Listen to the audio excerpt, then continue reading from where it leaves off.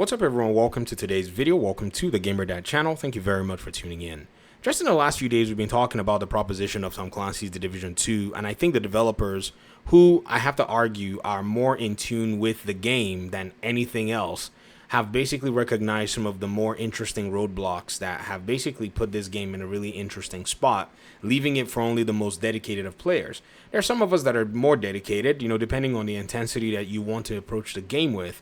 However, it seems like now they've opened up the game to a larger segment of those who already own the title.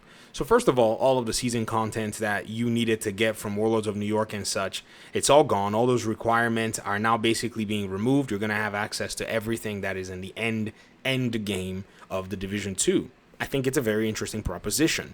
What does this do for veteran players, especially those who've been taking a hiatus? Is number one, if you have Division on another platform, and for the longest time, it just seemed like you didn't have the strength, or you couldn't be bothered to go in and start farming all of this content. Now you can pick up the Division from wherever you are, whatever package you are, whatever platform you want to play with, whomever you want to play, and you can jump in and you can actually play all of that. That's actually pretty cool. I have the Division on every platform. In fact, I had it on Stadia before Stadia shut down. I don't have it on Luna. I think it's on Luna now. Maybe if I'm interested or if I care enough, I'll probably check it out there. But that's the only version I don't own because, Cloud did me wrong with Stadia. So I wasn't ready to go ahead and invest in that again. I mean, they gave me a refund. But that's actually pretty interesting. That's pretty cool. Another thing, too, is they're basically making all of the seasonal events and everything in terms of gear and all of that stuff available to you. They're basically removing the cap, and they're giving you a season-specific character that you're going to basically be going into. I think this is actually pretty interesting. I mean, there's no way you can, ignore something like this. It gives you a, something to play towards, look forward to, new game mode, new parameters, and all of that. And then they're bringing in another difficulty called the master level difficulty. I really like this. And again, for those of you who are Division 1 aficionados, Keener coming back is just the icing on the cake. I want to really see what the team is going out with in terms of their big bang.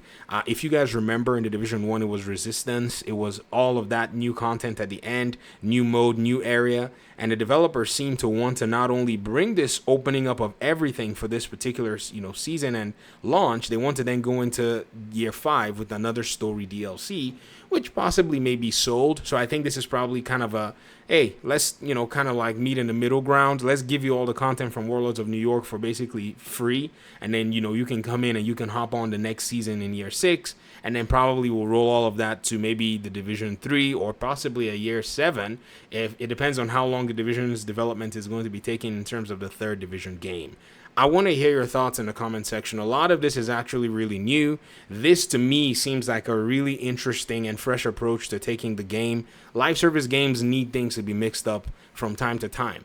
Not always do you have to add new content, but initiatives like these really do make things very interesting overall. And hey, gotta give it up for these guys and gals, man. They seem to be doing a really decent work here.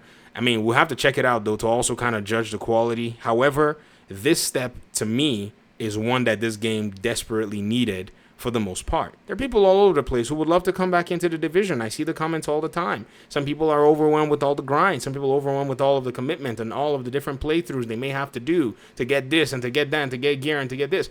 This now alleviates all of that.